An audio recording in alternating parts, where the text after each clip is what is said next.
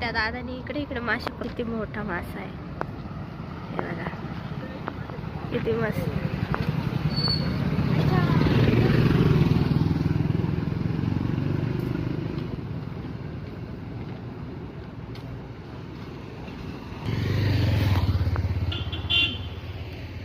गंगापूर डॅमचाच एक भाग आहे, त्याला नाव दिलेलं आहे.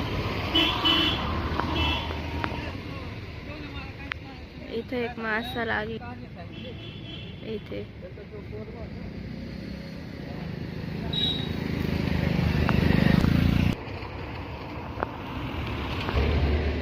दादाला एक मासा मिळालाय. एकच गेलं माझ्यासोबत. रोज इथे फिशिंग साठी येतात दादा, सर्वच येतात इकडे फोटोशूट.